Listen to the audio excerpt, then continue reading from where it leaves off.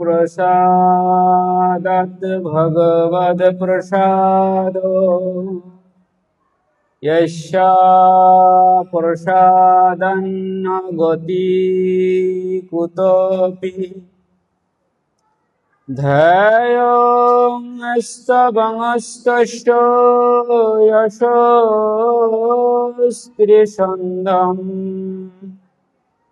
वन्दे गुराश्रीचरणारविन्दम्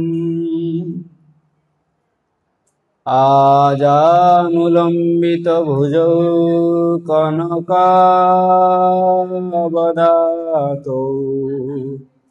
संकीर्तनैकपितरौ कमलायताक्षौ विश्वम्भरो द्विजवरो योगधर्मपालो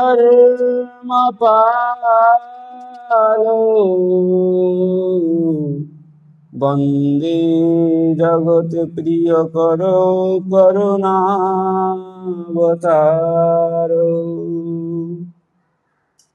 नमस्त्रिकालसत्ताय जगन्नाथसुताय च स्वभृत्ताय स्वपुत्राय सकलत्राय ते नमः। बर्हापीडाभिरामं मृगमदतिलकं कुण्डलाक्रान्तगण्डम् कञ्जाक्षं कम्बुकण्ठं स्मितसुभगमुखं स्वाधर्णस्तवेनं श्यामं शान्तं त्रिभङ्गं रविकरवसनं भूषितं वैजयन्ता वन्दे वृन्दावनस्थं युवतिशतवृतं ब्रह्म गोपालवेशम्। हे कृष्ण करुणा सिन्धु दीनबन्धु जगत्पते गोपीश गोपिका कान्त राधाकान्त नमोऽस्तुते। तप्तो काञ्चन गौराङ्गी राधे वृन्दावनेश्वरी वृषभानुसुते देवी त्वं नमामि हरिप्रिये। नारायणं नमस्कृत्य नरं चैव नरोत्तमं देवीं सरस्वतीं व्यासं ततो जयमुदीरयेत्। नमो धर्माय महते नमो कृष्णाय वेधसे ब्राह्मणेभ्यो नमस्कृत्य धर्मान् वक्ष्ये सनातनन्। हरिभक्तिपराजे च हरिनाम परायणा दुर्वृत्ता वा सुवृत्तो वा तेषां नित्यं नमो नमः। वृन्दावै तुलसीदेवै प्रिया वै केशवस्य च कृष्ण भक्ति प्रदे देवी सत्त्ववत्त्वयि नमो नमः। जय रूप सनातन भट्ट रघुनाथ श्री जीव गोपाल भट्ट दास रघुनाथ। এই ছয় গোসাইর করি চরণ বন্দন যাহা হইতে বিঘ্ন নাশ অভীষ্ট পূরণ। বাঞ্ছাকল্পতরুভ্যশ্চ কৃপা সিন্ধুভ্যো এব চ পতিতানাং পাবনেভ্যো বৈষ্ণবেভ্যো নমো নমঃ। দুর্গমে পতিমন্ধস্য স্খলৎপদর্গতিমুঃ স্বকৃপয়োষ্টিদানেন সন্তোষন্তবলম্বনम्।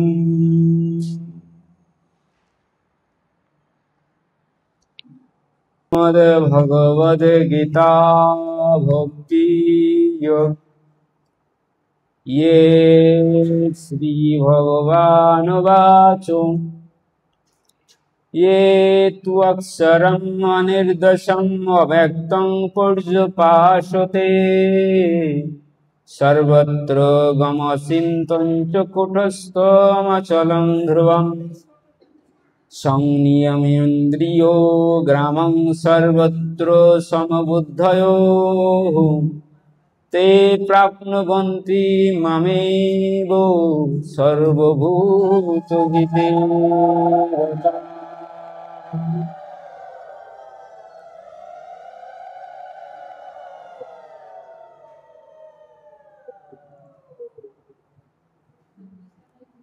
কলিযুগ পাবন অবতার শ্রীকৃষ্ণ চৈতন্য মহাপ্রভুর অশেষ অনুকম্পায়, শ্রী শ্রী রাধা মাধবের অপার করুণায় আমরা এই কার্তিক মাসে নিয়ম সেবা ব্রতে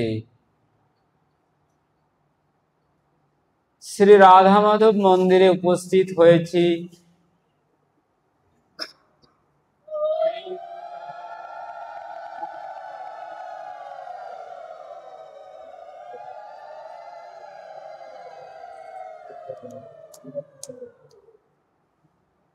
হরিকথা আস্বাদনের মানসে এই ব্রত মাসে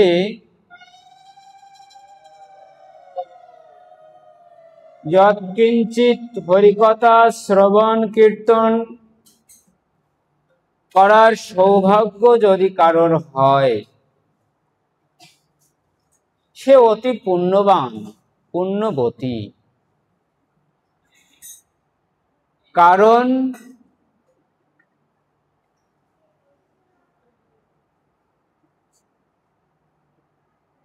অনাদির আদির গোবিন্দ সর্বকারণের কারণ, আনন্দময় তত্ত্ব।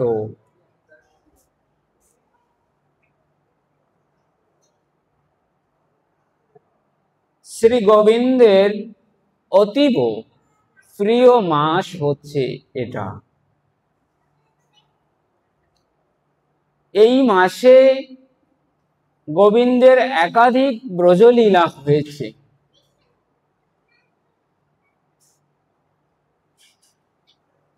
মনুষ্য দেহ ধারণ করে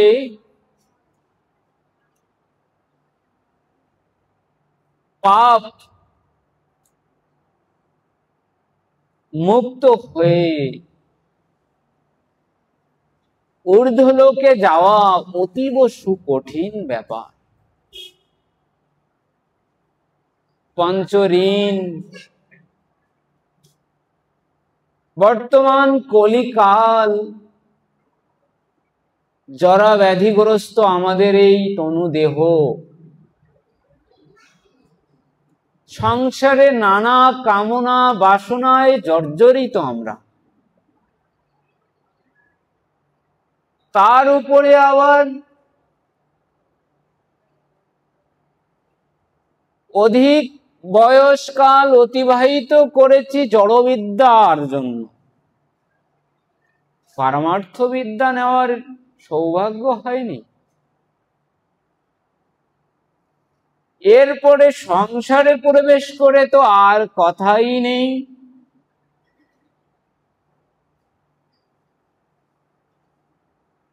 অতি সত্য কথা এই,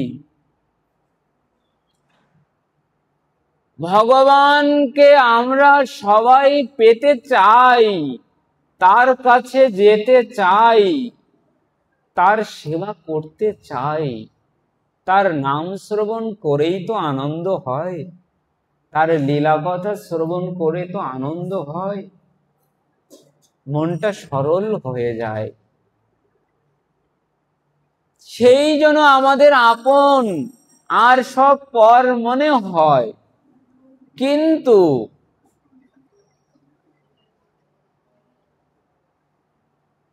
দুর্বার এই মায়া শক্তি আমাদেরকে এমন ভাবে আষ্টে পৃষ্ঠে ধরেছে অক্টোপাসের মতো, আমরা এখান থেকে বেরোতে পারছি না। কিন্তু বড় দুর্ভাগ্যের ব্যাপার এই, অনেক শরীর পরিবর্তন করে এই মনুষ্য দেহ পাওয়ার পরে কেউ যদি অবহেলা করে ভজন না করেন, ভগবানের উপাসনা না করেন, তাহলে এখান থেকে এবার পতনের পালা শুরু হবে। যে কারণে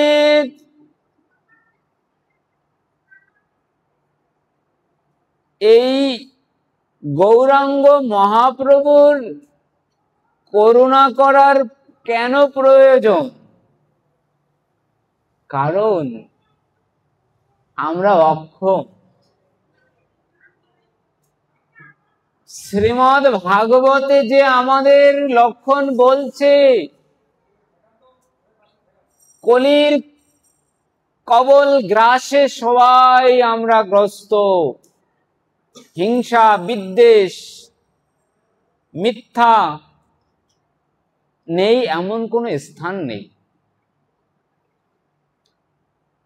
কাম ক্রোধ লোভ মোহ মদ মাৎসর্য, এরা একেবারে সবাই ভাই বোন একসাথে মনের মাঝখানে বসে গেছে, আর কাউকে স্থান দিচ্ছে না। কামনা বিষয়ে, ক্রোধ স্বার্থের জন্য বিপরীতকে ক্রোধ করি, লোভ অর্থ, মোহ আপনজনে, মদ নিজের অহংকার, হয় বিদ্যা না হয় রূপ না হয় ধন। তাহলে এমন অবস্থানে থেকে আবার জরাগ্রস্ত দুর্দশা নানা রোগ ব্যাধি, স্বল্পায়ু আমরা, এমন অবস্থায় আমাদের উপায় কি হবে? এ কারণে যখন গোবিন্দের সেই কৈশন রাধা প্রেমা, কৈশন মধুরিমা, কৈশন তিরোভাবে ভোর, সেই তিন বাঞ্ছা নিয়ে গৌর হলেন, রাধারানীর ভাবটা যখনই নিয়েছে না, ওই রাধারানীর ভিতরে রয়েছে অপার করুণা, দয়া করুণা ক্ষমা, একটা একটা গুণ আছে না। তো রাধারানীর ভিতরে যে অপার করুণা, অযোগ্য ব্যক্তিকেও করুণা করেন তিনি। আর সেই করুণা শক্তি গৌরাঙ্গ মহাপ্রভুতে এসে বলছে, প্রভু এবার আমি সেবা করব, যাকে তাকে আমি প্রেম ভক্তি দিয়ে দিব। একই তাহলে ভগবানের ভগবত্তা তো লঘু হয়ে যায় কিনা? সবাই যদি প্রেম ভক্তি পেয়ে ভগবানের নিকটে গিয়ে সেবক হয়ে যায়, তাহলে তো আর কষ্ট করে করার প্রয়োজন নেই। যোগী ন্যাসী কর্মী জ্ঞানী তারা বলবে, আহা হা আমাদের কপাল গেল, আমরা দুর্ভাগ্য। হ্যাঁ সত্যি তাই। পুষ্পবন্ত কলিযুগ, এটা 999টা কলি যাওয়ার পরে এটাই কলিকাল। এই কলিকালে কেউ যদি যেন তেন প্রকারে একটু ভক্তির আভাসও করে, ভক্তি নয় ভক্তির আভাসও হয়, তাকেও ভগবান করুণা করবে। আচ্ছা প্রমাণ দেন, কথাটা তো বললেন আপনি, প্রমাণ দেন। দেখুন, শ্রী ভক্তমাল গ্রন্থ যদি আস্বাদন করা হয়, সেখানে দেখা যাবে যে বিচিত্র বিচিত্র সব লীলা, যারা ভগবানকে পেয়েছে তাদের লীলা।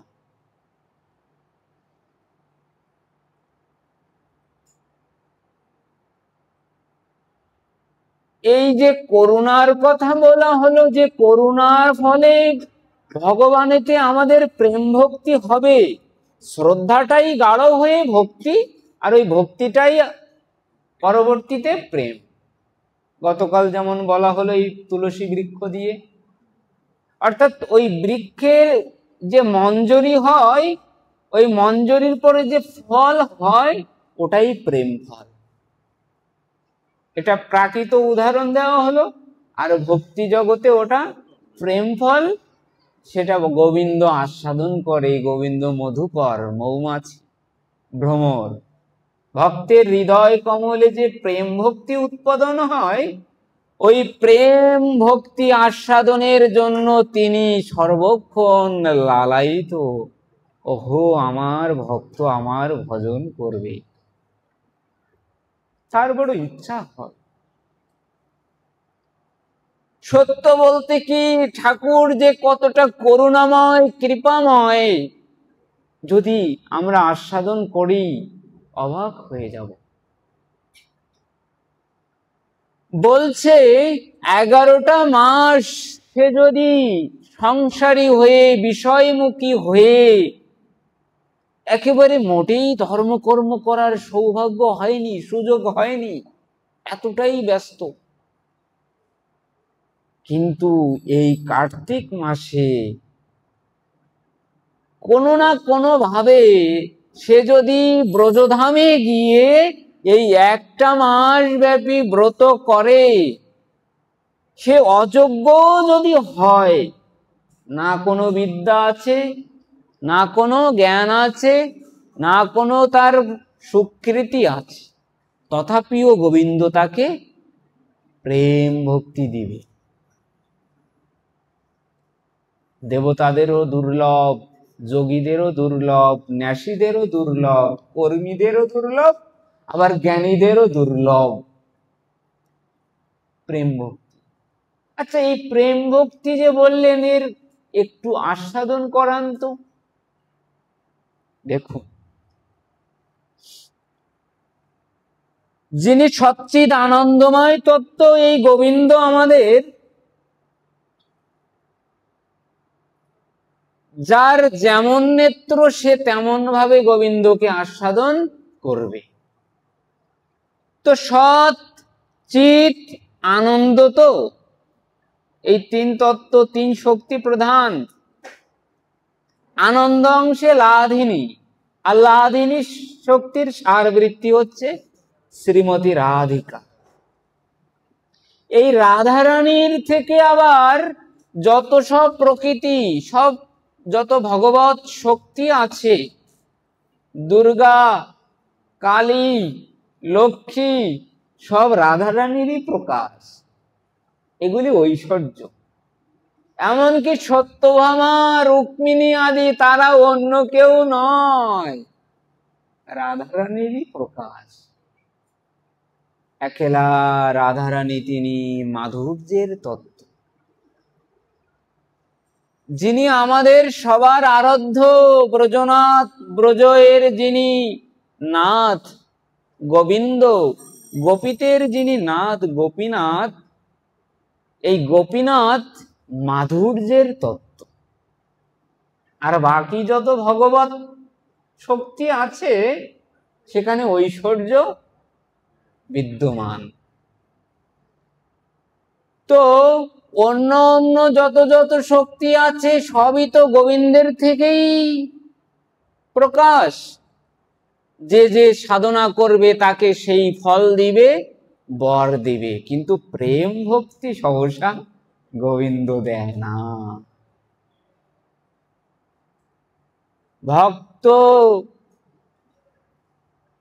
যদি ছুটে কৃষ্ণের প্রতি ভক্তি করে, ভক্তি মুক্তি দিয়া কভু না দেন প্রেম, কৃষ্ণ রাখেন লুকাইয়া। কারণ কি, যদি প্রেম দিয়ে দেওয়া হয় তাহলে ওর কাছে আমার দাসত্ব করতে হবে। প্রেমিক ঠাকুর আমাদের, প্রেমের ঠাকুর।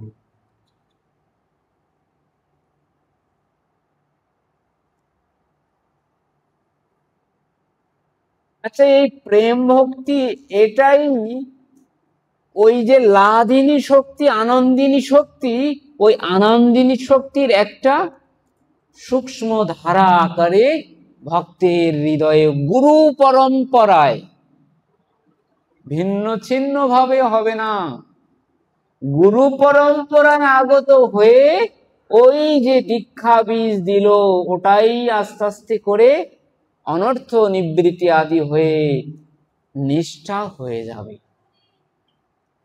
আসক্তি হবে এই হরি কথায়, হরি নামে, এই সাধু সঙ্গে, ঠাকুরের প্রসাদে, সেবা পূজা অর্চনায় রুচি হবে।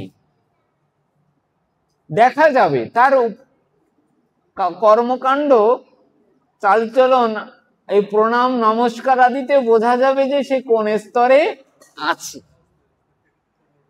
শ্রীল জীব গোস্বামী পাদ, শ্রীল রূপ গোস্বামী পাদ, আচার্যগণ সুন্দরভাবে বর্ণনা করেছে।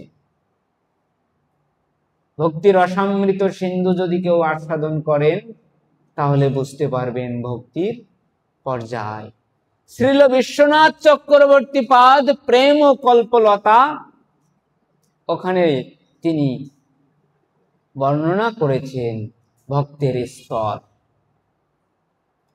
যেমন করে ছোট ছোট বাচ্চাদের যদি মিষ্টি জাতীয় কোনো খাবার দেন একেবারে সুন্দর খাবে, তিতো নিয়ে যান মুখ ঘুরিয়ে দিবে। তদ্রূপ আমরা এই বিষয় এতটাই গ্রহণ করেছি, চক্ষু, কর্ণ, জিহ্বা, নাসিকা, ত্বক সমস্ত ইন্দ্র দিয়ে বারবার বিষয় গ্রহণ করতে করতে করতে করতে কৃষ্ণের কথা, হরি কথা, চিদ আনন্দময় এই ভাগবত কথা, আরতি, কীর্তন, প্রসাদ অনেকের ভালো লাগে না। কিন্তু এর উপায় কি?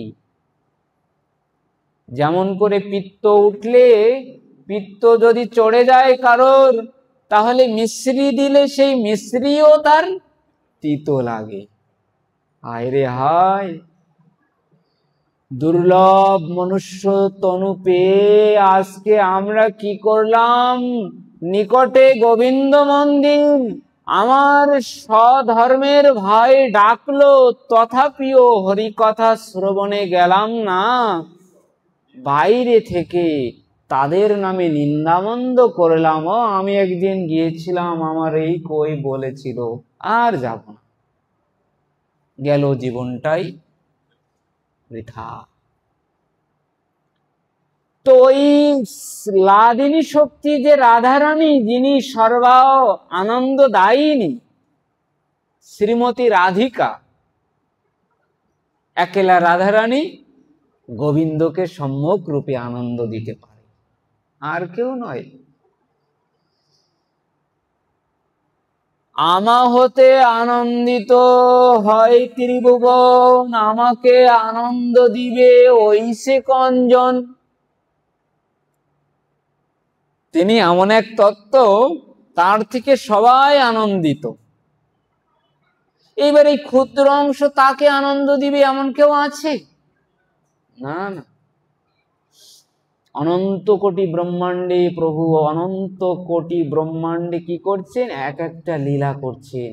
কোথাও বা জন্মলীলা, কোথাও প্রগণ্ড, কোথাও বাল্যলীলা, কোথাও কি কৈশোর, চলছে অনবরত।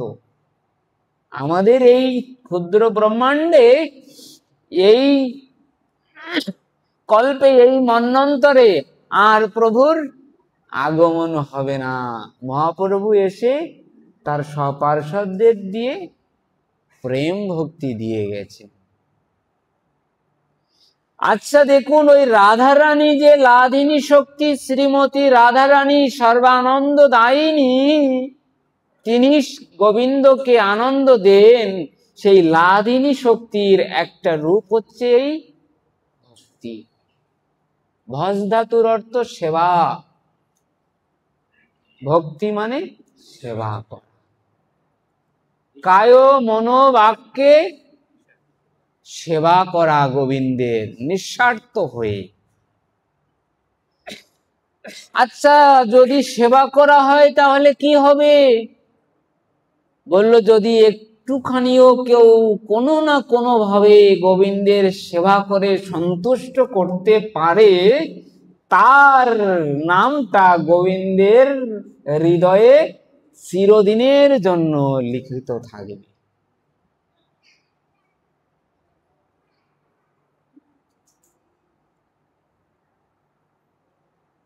এখানেই এই শ্লোকটাই বলছে। এই যে গীতার শ্লোক আমরা আস্বাদন করলাম, এ তু অক্ষরম অনির্দেশম অব্যক্তং পর্যুপাসতে, যে বহু বচনে যারা যারা, তু অক্ষরম সেই অক্ষর ব্রহ্মের, ওম ব্রহ্মজ্ঞানী, অনির্দেশম অব্যক্তম সেই ব্রহ্মজ্ঞানী বা ব্রহ্মের যারা ধ্যান করেন, অনির্দেশ্য অচিন্তনীয় সেই নিত্য স্বরূপের যারা ধ্যান করে, সর্বত্র গম অচিন্তঞ্চ কুটস্থ অচলং ধ্রুবম,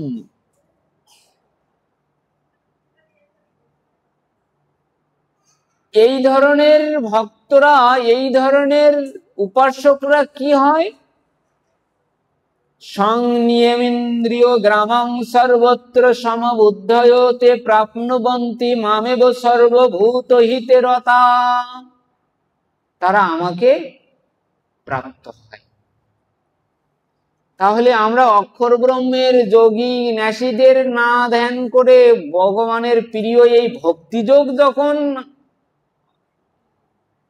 ধারণ করলাম, তাহলে তো আমাদের আর মোটেই ভয় নেই, তাকে প্রাপ্ত হওয়া যাবেই যাবে। কারণ ওই ভক্তি একমাত্র গোবিন্দকে সেই নিত্য লোক থেকে, নিত্য সেই গোলক ধাম থেকে গোবিন্দ এই ভৌমমণ্ডলে, এই পৃথিবী লোকে কোনো ভক্তের ভক্তির সেই আস্বাদন প্রাপ্তির জন্য তিনি একেবারে প্রস্তুত। তিনি অন্য কোথাও নেই, সর্বত্র তিনি আছেন। শ্রীল জীব গোস্বামীপাদ সৎসন্দর্ভে এসে তিনি প্রতিস্থাপন করলেন ভগবানের কিন্তু কোনো শত্রু মিত্র নেই। কেউ যদি তত্ত্ব সন্দর্ভ আস্বাদন করেন, কৃষ্ণ সন্দর্ভ আস্বাদন করেন, পাবেন। আমরা তো মনে করি যে কি, যদা যদা হি ধর্মস্য গ্লানির ভবতি ভারত অভ্যুত্থানাম অধর্মস্য তদাত্মনাং সৃজাম্যহম পরিত্রাণায় সাধুনাং বিনাশায় চ দুষ্কৃতাম ধর্ম সংস্থাপনার্থায় সম্ভবামি যুগে যুগে। এটা মুখস্থ হয়ে গেছে, ঠিক না? তো পরিত্রাণায় সাধুনাং, সাধুদের পরিত্রাণ করবে। আর আমার মতো অসাধুদের অসুরদের তিনি বিনাশ করবে, এটাই তো। কিন্তু যারা ষটসন্ধর বাস সাধন করবেন দেখবেন ওখানে লিপিবদ্ধ প্রভুর কোনো আপন পর নেই। আচ্ছা, তাহলে এই যে অসুরদের নিধন করে বারবার সুরগণকে রক্ষা করছে, এখানে একটা পক্ষপাতিত্ব দোষ হয়ে যায় কিনা?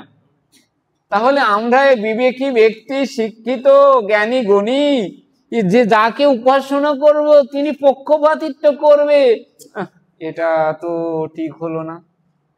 ভগবান তিনি তো সুন্দর হবে, তাই না? কালকে যে বলা হলো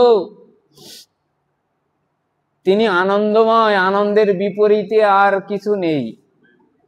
কেউ যদি বলে নিরানন্দ, আমি বলবো তিনি সদানন্দ, সবসময় সদানন্দ, আনন্দেই আছে। তো সৎসন্ধর্মে আমরা পাচ্ছি কি,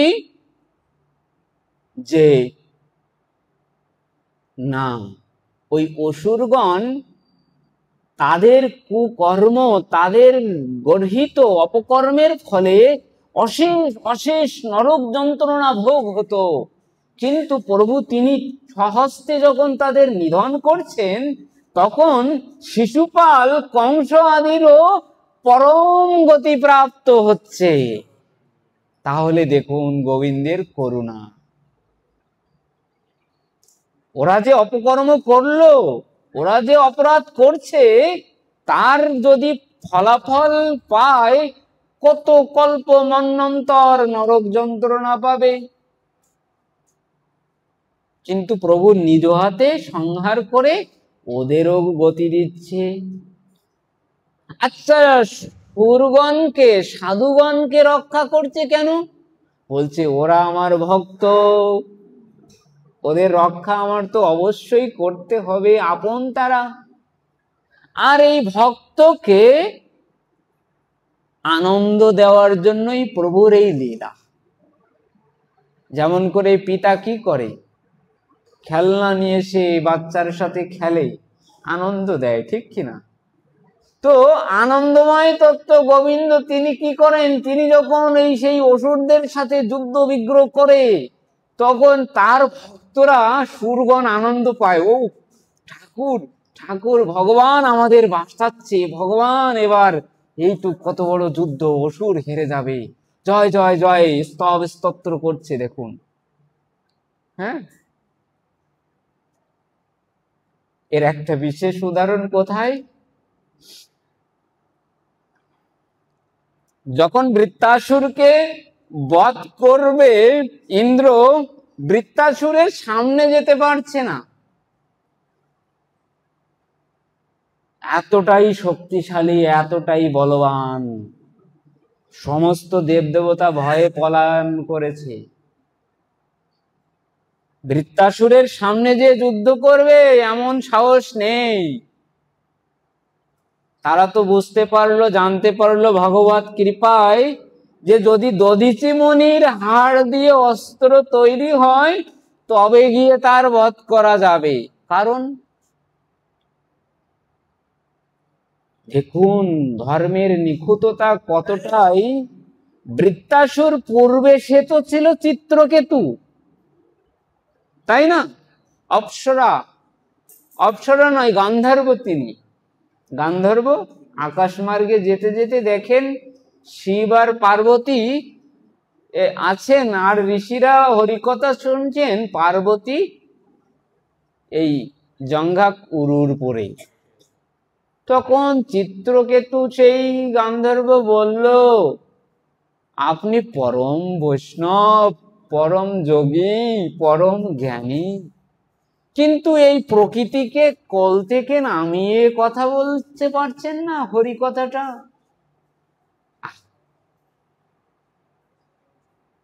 এই না যখন বলল, পার্বতীর তো মাথা গরম হয়ে গেল, নারী তো অভিশাপ দিল, আরে তুমি কাকে জ্ঞান দিচ্ছ রে দুষ্ট, তুই অসুর হয়ে যা।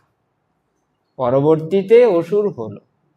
তিনি এমন বিষ্ণু ভক্ত যে যখন অভিশাপ দিলেন একেবারে কৃতাঞ্জলি পুটে মস্তক নত করে অভিশাপ মাথায় নিলেন, কোনো ভয় নেই। জলে স্থলে গৃহে বনে যেখানেই হরিভক্তকে দিবেন সেখানেই জয় রাধে জয় রাধে জয় রাধে করবে। তো এই অসুর হয়ে এবার একেবারে সুরগণকে বিতাড়িত করে একেবারে দূর দেশে পাঠিয়ে দিল। তারা রাজ্য ফিরে পেতে ওই একটাই উপায়, দধিচি মুনির হাত। এখন দধিচি মুনির কাছে গিয়ে বলছেন, ঋষিবর দণ্ডবত প্রণাম। ঋষি তারা তো তপস্যা করে, দেবতাদের অনেক লোভ, অনেক কামনা বাসনা, সসুখ বাসনা, কিন্তু ঋষিরা সবসময় ধ্যানে ব্যস্ত। দধিচি মুনির নিকট যখন গেলেন, দধিচি মুনি সবাইকে দেখলেন, প্রণাম করলেন। কেউ বলতে পারছে না যে কি কারণে আসা হলো। খুব ভয়ে কৃতাঞ্জলি পটে বলছে, ঋষিবর অপরাধ নিবেন না, আমরা ভীষণ সংকটে পড়ে গেছি। আপনার দেহ আনতে যদি অস্থি পাই তবে সেটা দিয়ে অস্ত্র তৈরি করে বৃত্তাসুরের সাথে যুদ্ধ করব। না আমি কারোর কাছে যাই, না কারোর সাথে আমার দ্বন্দ্ব বিবাদ, না কোনো আমি সমাজে আছি, বনে একা একা ভজন করি।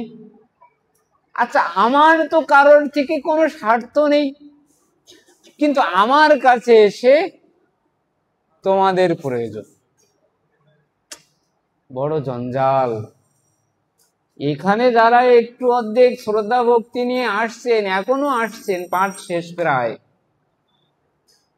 তো দেখুন তারপরে কি আবার অনেক গৃহের যে চাপ, তার মধ্যে দিয়ে ওই চাপ ঠেলে গিয়ে আমরা ভক্তি করতে পারি না। আর বৃত্তাসুর না, দধিচি মুনি ফাঁকা গিয়ে তিনিও বিপদে পড়ে গেছে। ভাগবতের শ্লোকের প্রথমে, ভাগবত মাহাত্ম্যের প্রথমেও একই দেখুন,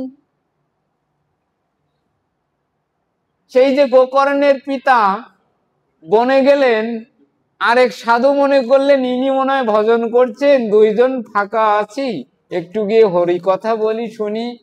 গোকর্ণের পিতা সেই ব্রাহ্মণ আনিয়ে বানিয়ে একেবারে চেয়ে বসলেন, আমার পুত্র দাও, না দিলে আমি গলায় দড়ি দিয়ে মরব। যত জঞ্জাল সাধুদের।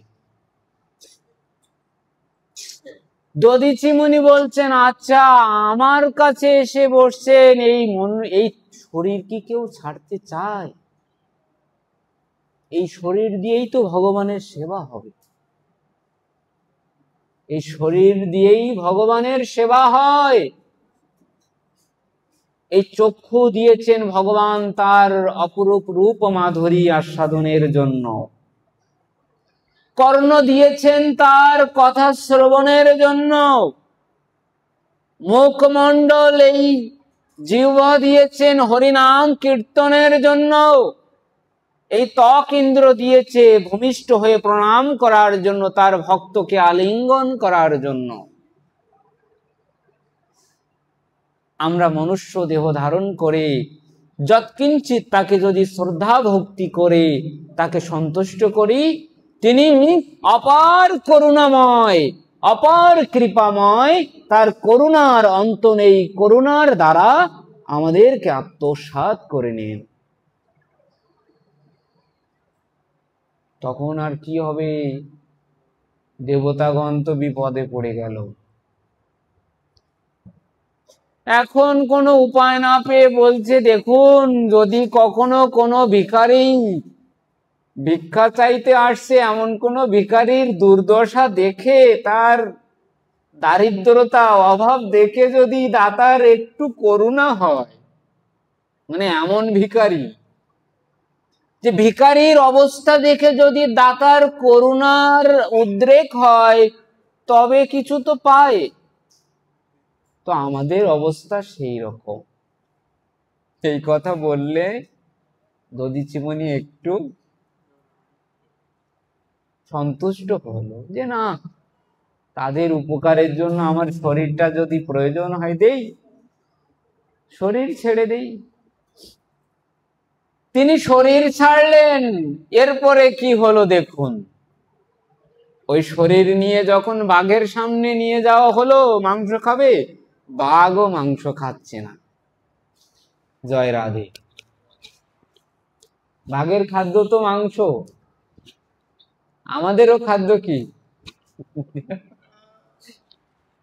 প্রসাদ। বাঘ বনে আছে আর আমরা এখানে আছি। তো বাঘ কেন এই মাংস খাচ্ছে না? কারণ দধিচিমনি কায় মনো বাক্যে তিনি কাউকেও কোনো সময় কষ্ট দেয়নি। এই ভক্তি যোগে বলছেন অদ্দেষ্টা সর্বভূতানাং মৈত্র করুণ এব চ নির্মম নিরহংকার সমসুখ দুঃখমি সন্তুষ্ট সততং যোগী যতাত্মা দৃঢ় নিশ্চয় মজ্জর্পিত মনোবুদ্ধি যা সমে ভক্ত মে প্রিয় যো না দেষ্টি না শোচতি না কাঙ্ক্ষতি সর্বারম্ভ পরিত্যাগী। তাই না? মদ ভক্ত যা সমে প্রিয় যস্মান উদ্বি যতে লোকা লোকান উদ্বি যতে চ জ। এই হলো কথা। যার থেকে কেউ উদ্বিগ্ন প্রাপ্ত হয় না, আবার যিনি কাউকে উদ্বিগ্ন করে না। ভক্ত হওয়া কত কঠিন ব্যাপার। তাহলে দধিচিমনি কেমন ঋষি তিনি, মনের দ্বারাও কাউকে হিংসা করেনি। কোনো প্রকৃতিকে যদি আপনি হিংসা না করেন, কোনো প্রকৃতি আপনাকে হিংসা করবে না, এটা চিরন্তন সত্য। আজকে অন্য ধর্ম দেখে একেবারে শিকা টিকা কেটে তিলক মুছে জামা কাপড় পরে আগে প্রাণ বাঁচাই। জয় রাধে। শ্রীমদ ভাগবত বেদ পুরাণ শাস্ত্র গ্রন্থ চিরন্তন সত্য। যদি কেউ কোনো প্রকৃতিকে, প্রকৃতি মানে কি সব, কষ্ট না দেয়, তাকেও কেউ কষ্ট কখনো দিবে না। ইট মারলে পাটকেল খেতে হয়। তো দধিচিমনির হাড় লাগবে, এখন কি করলো? গায়ে মিষ্টি মাখালো। এইবার ওই মিষ্টির ঘ্রাণ শুকে বাঘ, ওদের জিহ্বায় তো ধারালো, গরুর জিহ্বাদি বাঘের, ওই জিহ্বাদে মিষ্টি লেহন করতে করতে একটা সময় ধীরে ধীরে ছাল উঠে গেল, চামড়া উঠে গেল, মাংসর রক্ত বেরোলো। এরপরে কি হলো? মাংস খেতে থাকলো লোভে। এরপরে হাড় পড়ে থাকলো, ওই হাড় দিয়ে বজ্র নির্মাণ হলো। বৃত্তাসুর তো বিশাল বড় যোদ্ধা, বিশাল সে এক বল বীর বিক্রম নিয়ে আছে। ইন্দ্র সামনেই যেতে ভয় পাচ্ছে।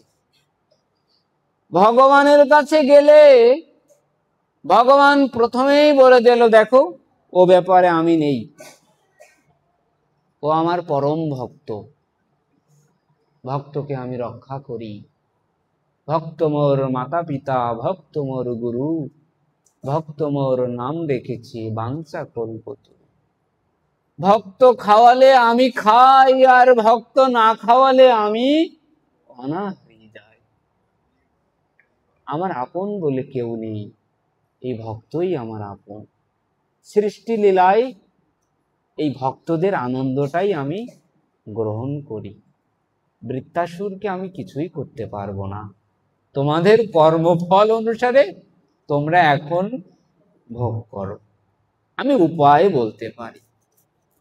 এখন বৃত্তাসুরের সামনে গিয়ে যখন ওই বজ্র ধরেছে, বৃত্তাসুর তো হিংসা ক্রোধে একেবারে চূড়ান্ত, কাউকেও ক্ষমা করেনি। কিন্তু দধিচি মুনির হাড় তো চোখের সামনে, ওই হাড় দিয়ে বজ্র আসা মাত্রই করুণা হয়ে গেল। দেখেন, সাধুসঙ্গ সাধুসঙ্গ, সর্বশাস্ত্রে কয় লব মাত্র সাধুসঙ্গ সর্বসিদ্ধি হয়।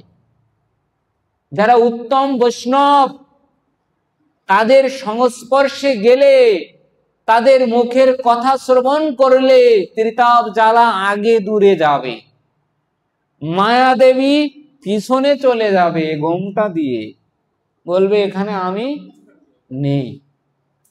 আমারও প্রতি যিনি গোবিন্দ, তার কথা বলছে এরা তার ভক্ত, অতএব এখানে থাকলে আমি গোবিন্দকে অখুশি করব। মায়াও ঘোমটা দিয়ে, মায়াদেবী পিছনে, ত্রিতাপ জ্বালা দূরে যায়, মহা আনন্দ মহা সুখ পায়।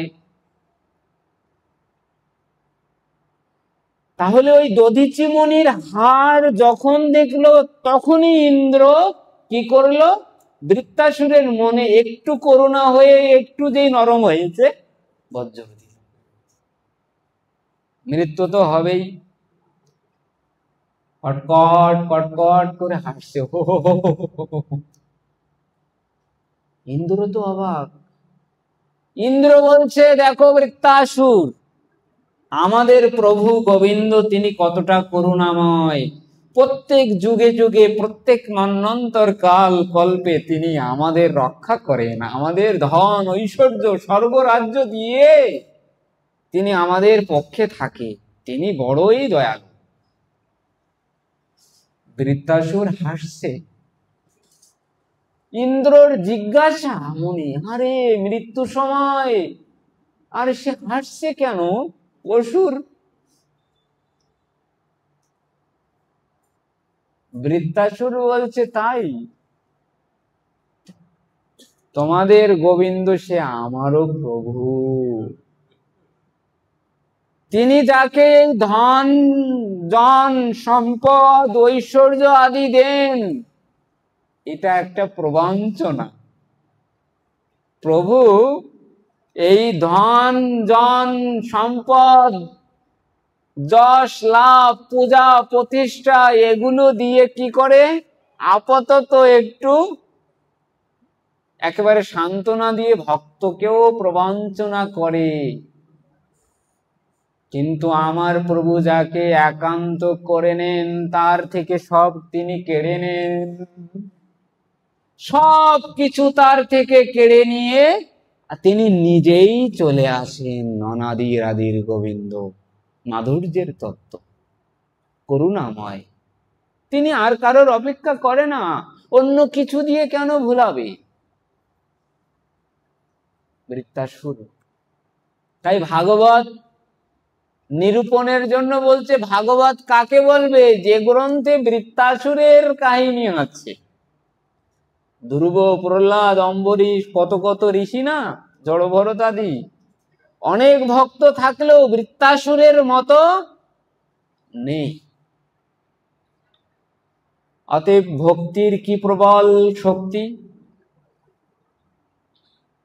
ভক্তি বিনা কোন সাধন দিতে না রে বল।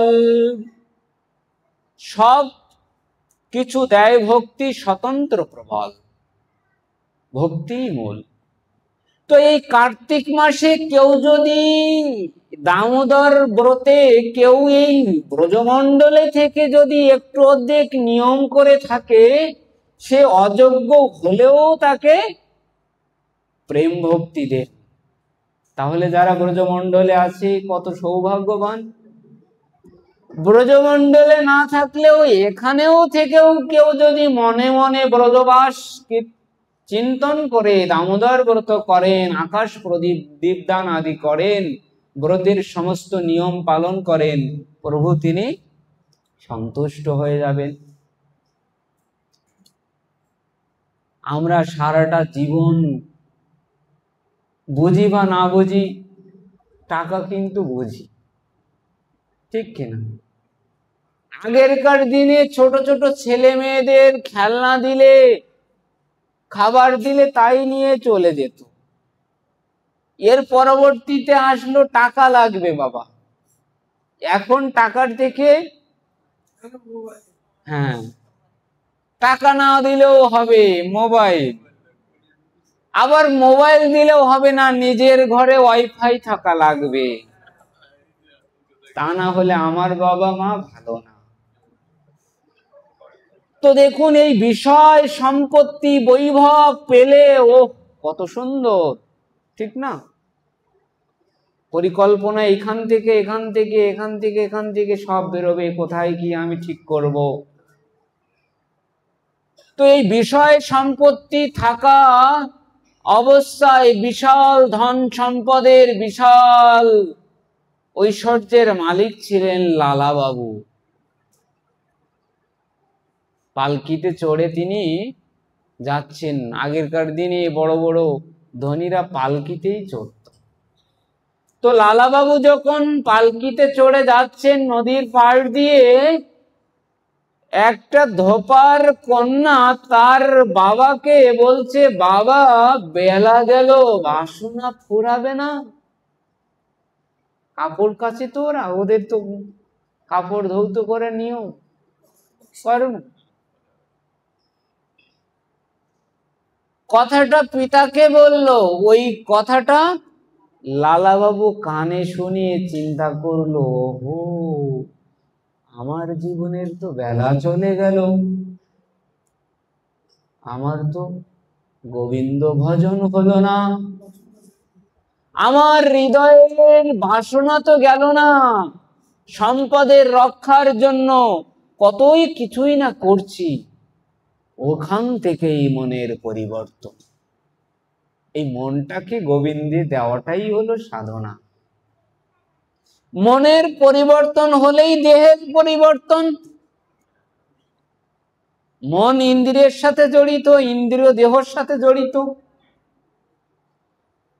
তো যখন মনের পরিবর্তন হলো, একেবারেই মোটেই কাল বিলম্ব না করে তিনি কি করলেন, সমস্ত সম্পত্তি ছেলের নামে উইল করে স্ত্রীকে, ছেলে সবাইকে বুঝিয়ে বলল, দেখো আমার না ভজনের সময় হয়েছে, আমি তো এতদিন এই বিষয় নিয়েই নাড়াচাড়া করলাম, সবকিছু দেখলাম, অঢেল সম্পত্তির মালিক তিনি। তো বললো, আমি এবার বৃন্দাবন যাব, বৃন্দাবনে গিয়ে ভজন করব, আমাকে তোমরা ছুটি দাও। চলে গেলেন বৃন্দাবন। বৃন্দাবন গিয়েই কি ভজন করবেন? ভজন শেখা তো লাগবে। আচ্ছা, গুরু খুঁজছেন, কোথায় গুরু মিলে, কোথায় এক আচার্য মিলে, ভালো একজন আচার্য, ভালো বৈষ্ণবের নিকটে গিয়ে তো এই ঠাকুরের ভক্তিপথ অবলম্বন করে সেবা পূজা শিখতে হবে।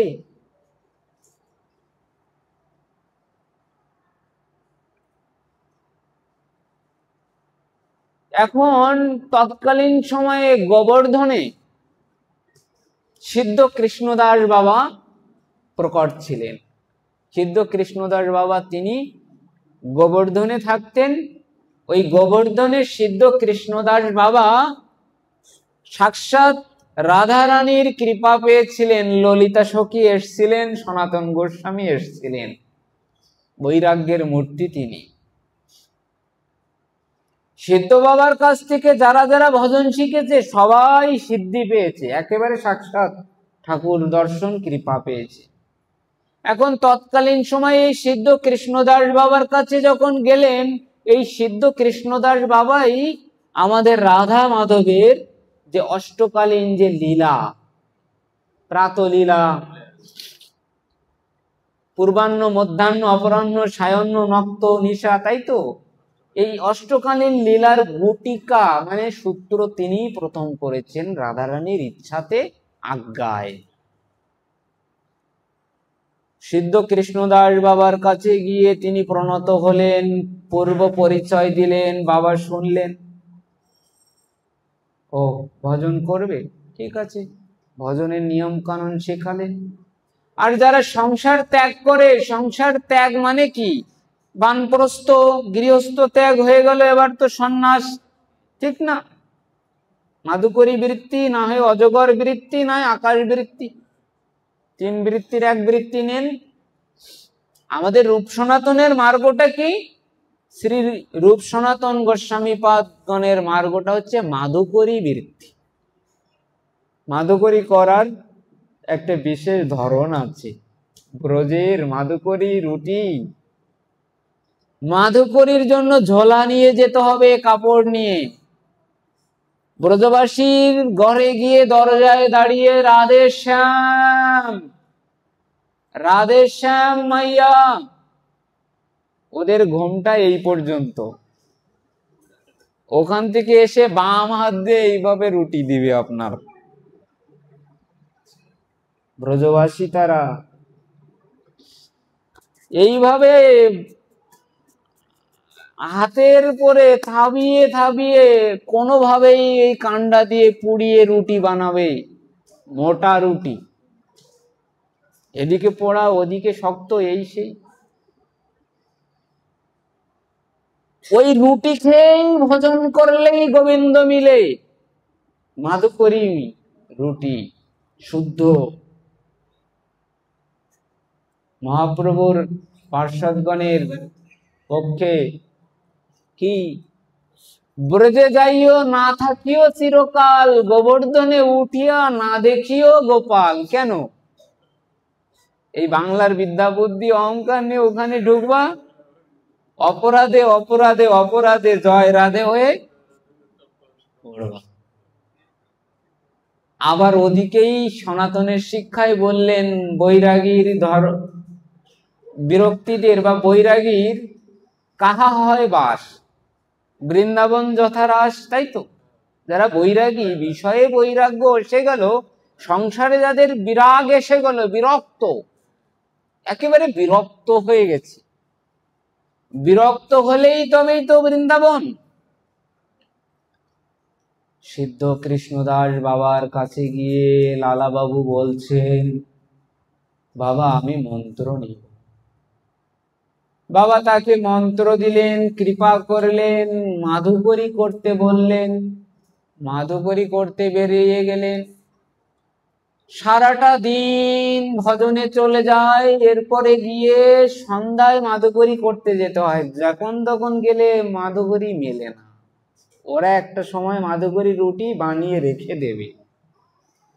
আগে যদি যান, আভি কিউ আয়া, এখন কেন এলি? বাবা থোড়া বাত মে আ যাও, কিছু পরে এসো।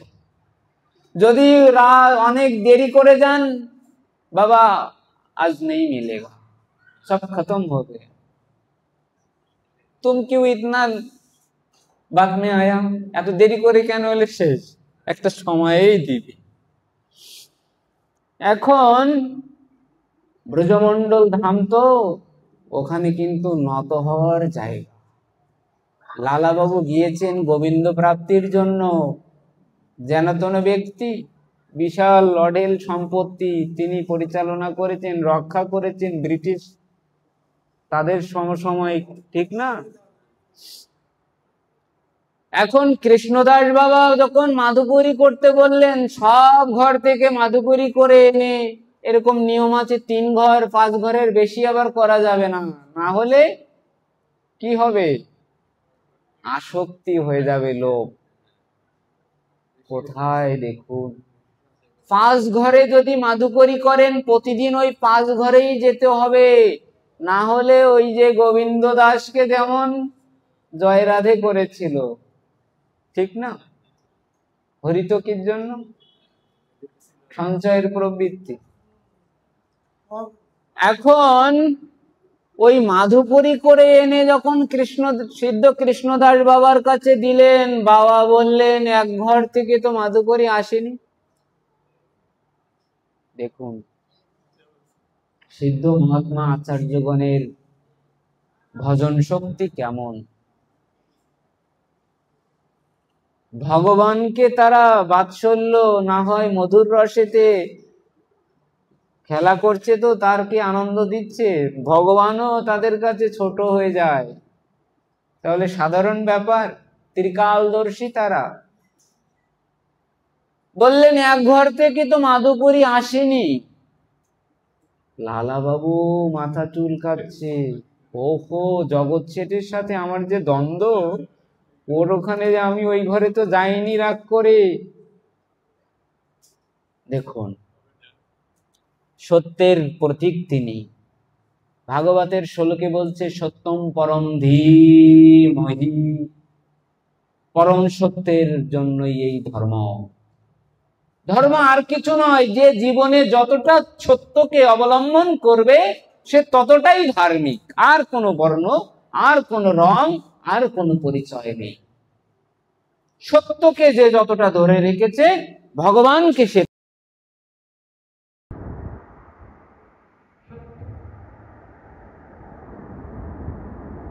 এখন সিদ্ধ বাবা বললেন তোমার ভিতরে এখনো অভিমান, অহংকার, তুমি গিয়ে চলে যাও। দেখো বাবা, এই গৌরীর ভজন তো আমরা হলাম রূপানুগীয়, রূপ সনাতনের অনুগত।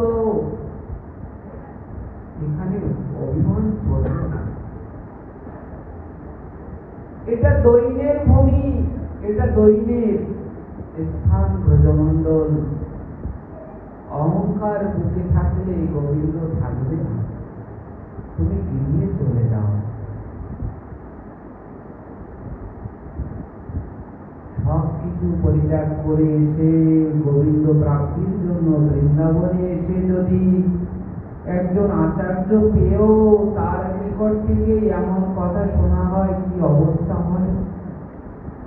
লালাবাবু কৃতাঞ্জলি হয়ে দণ্ডবাত হয়ে চরণ জড়িয়ে ধরে হাউ মাউ করে কাঁদছে।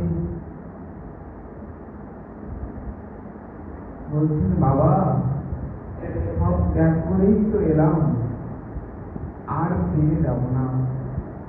বিষয়কে তো আমি ভালোভাবেই বুঝেছি, আর গিয়ে ফিরে যাওয়ার ইচ্ছা নেই, আমাকে ক্ষমা করুন। কোনো উপায় আছে কি? সিদ্ধ বাবা বললেন, হ্যাঁ দেখো বাবা, আমি একটা নিয়ম বলতে পারি, যদি তুমি করতে পারো। এই যে গোমাতাগুলি গোবর দেয়, এই গোবরের ভিতরে যে গম থাকবে, সেই গম পিষ্ট করেই সেটা দিয়ে রুটি বানিয়ে দেওয়া হবে, ওই রুটি খেয়েই ভোজন করতে হবে। এটা কিন্তু ইচ্ছা নয়, গুরুর কৃপা। যাকে যেভাবেই তৈরি করতে হবে, মৃদঙ্গটা তৈরির একটা বিধান আছে, যে কতগুলি যে টানা আছে, কতটুকু দোল আছে, ঠিক না? ওর একটা সুতো এপাশ ওপাশ হলে হয় না। নিত্যানন্দের প্রকাশ তো যাকে যেভাবেই প্রস্তুত করতে হবে গুরুই জানে, গুরু ভিন্ন আমাদের ভজন নয়।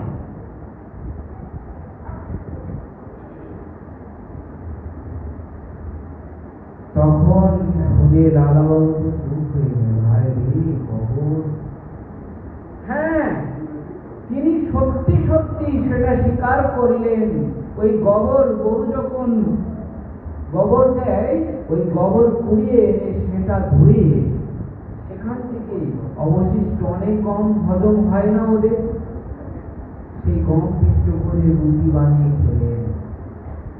এবার হৃদয় থেকে অহংকার চলে গেল।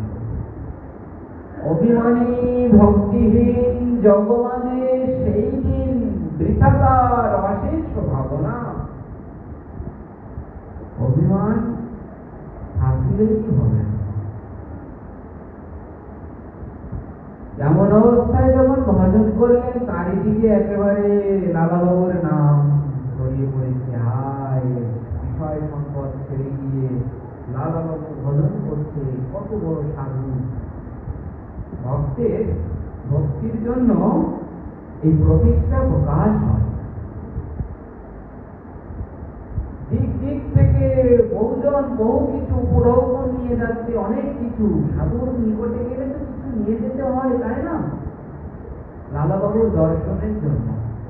এখন এই লালাবাবু কি করলেন, এই যে সম্পত্তি ছেড়ে এসেছিলেন, উনি একটা সময় মনে চিন্তা করলেন যে আমার তো অনেক সম্পত্তি, ওর কিঞ্চিত সম্পত্তি নিয়ে আমি যদি মন্দির তৈরি করে ঠাকুর স্থাপন করতাম, তাহলে আমার ঠাকুর সেবাটা সুন্দর হতো, কিছু অংশ আমার সন্তান আদি ওরা ভোগ করত।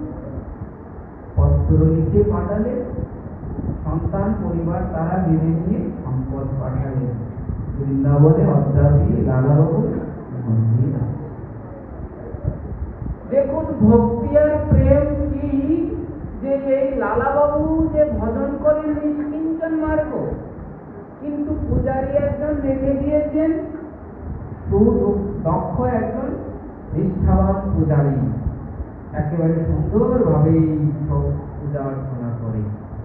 নতুন বিগ্রহ স্থাপন করা হয়েছে।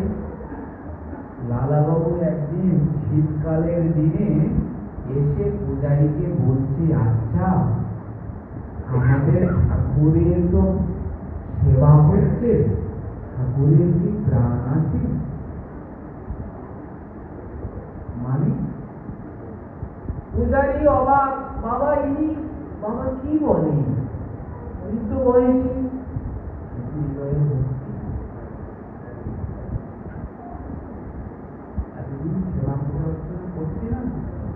ধীরে ধীরে তার অনর্থ নিবৃত্তি হয়ে গেল, নিষ্ঠা হয়ে গেল, রুচি হয়েছে, আসক্তি এসে গেছে।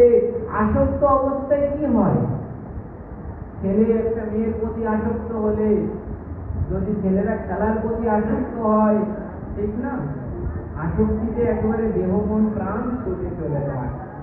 আর আসক্তির পরবর্তী স্তর রোগী।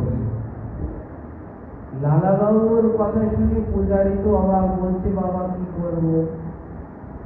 বলছে আচ্ছা একটা পরীক্ষা করা যাক, ঠাকুরের ব্রহ্মতালুর ওখানে একটু মাখন দিয়ে দেখা যাক। শীতকালে তো মাখন, নারকেল তেল এগুলো জমে যায়। তো কাউকে আর জানতে দিচ্ছে না, দুজনই তো অন্তরঙ্গ ভক্ত। ঠাকুরের ব্রহ্মতালুতে মাখন দিল। আমাদের সবার ব্রহ্মতালুটা গরম হয় না, তো ভক্তবাঞ্ছা কল্পতরু গোবিন্দ তিনি ভক্তির জন্যই বস। তার ব্রহ্মতালুতে যেই মাখন দিয়েছে, ধীরে ধীরে মাখন গরম হয়ে লালাবাবু জয় রাধে, জয় গোবিন্দ, জয়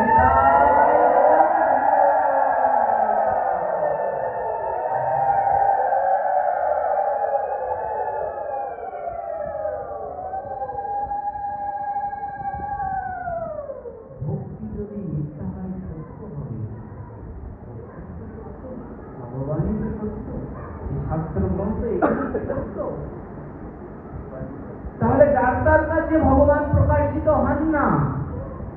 এই যে যারা প্রিয় ভক্ত, ইতিপূর্বে আমরা ভক্তিযোগের শ্লোকার শ্রবণ করলাম, তাদের নিকট ভগবান প্রকাশিত।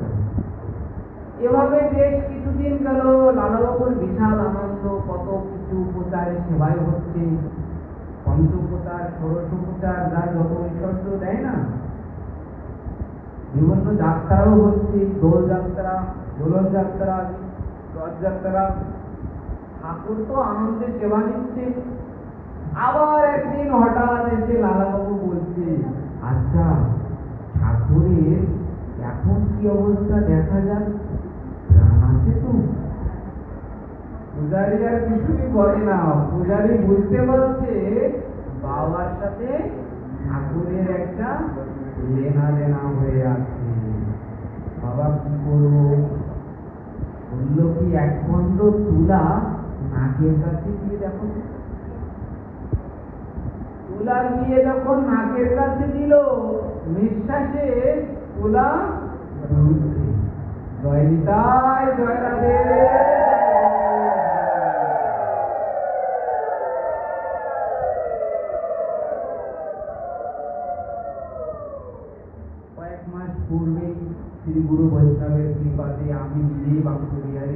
দর্শনে গিয়েছিলাম, যখন বলেছিলাম বাঙ্কি বিহারীর দর্শন আপনারা যারা করবেন, প্রথম কাতারে প্রথম সারিতে যারা থাকবে তাদের শুধু আচরণ দেখবেন, ভগবানের সাথে একেবারে প্রেমের একাত্মতা, যেন কথা বলছে, কেউ কাঁদছে, কেউ সন্তানের মতো। বাঙ্কি বিহারী তো শ্রী হরিদাস দাসজির দ্বারা নিরূপণে স্বয়ং প্রকটিত। বাঙ্কি বিহারীর পূর্ণ দর্শন খুব কম হয়, ঝলক দর্শন, পর্দা দিয়ে দিবি, পর্দা সরাবে, সবাই জয় বাঙ্কি বিহারী কি জয় বাঙ্কি বিহারী।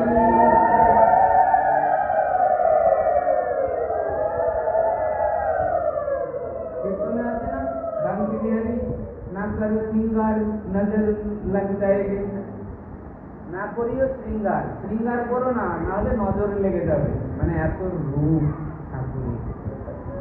শ্রৃঙ্গার ছাড়াও ঠাকুর দর্শন করলে আপনার হৃদয় গলিত হবে, আমাদের এই গোবিন্দের এত রূপ।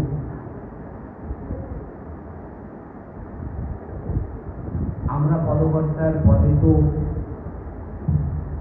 আস্বাদন পাই।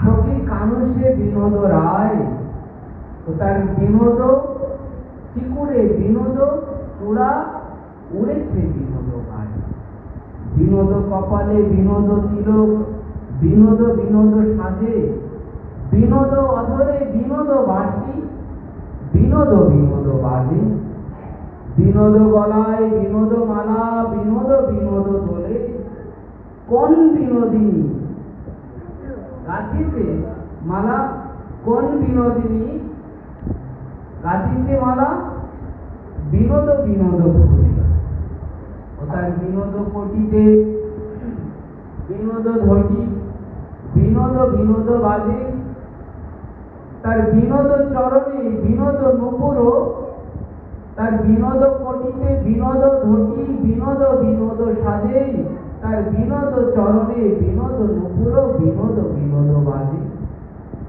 মধুর মধুর মধুর আমাদের গোবিন্দ, যে কারণে সেই বিল্লমঙ্গল একেবারে পদে মধুরম মধুরম বদনম মধুরম নয়নম মধুরম গমনম মধুরম মধুরম মধুরম মধুরম মধুরম মধুরম মধুরম, তার মধুর শব্দ,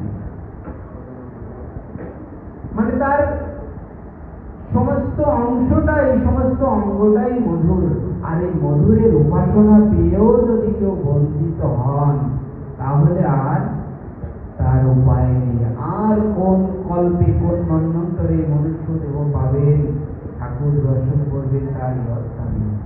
পরবর্তীতে লালাবাবু তিনি সিদ্ধিপ্রাপ্ত হলেন, ঠাকুরের নিত্যলীলায় চলে গেলেন। আজকে আমাদের হরিকথার এখানে বিশ্রাম। তো আগামী দিন অন্য কোনো বক্তা আসবেন, আমার হরিকথা শ্রবণ কীর্তনে আপনাদের আনন্দ, সর্বোপরি রাধা মাধবের আনন্দ দেওয়ার ইচ্ছা পোষণ করেছি। গুরু বৈষ্ণবের আশীর্বাদ নিয়ে যদি কোনো ভুলভ্রান্তি হয়ে থাকে, ঠাকুরের কাছে আমি ক্ষমা চাচ্ছি, আপনাদের নিকটও ক্ষমা চাচ্ছি। আপনারা পাঠ শেষ কীর্তন করুন। জয় জয় নিতাই গৌর।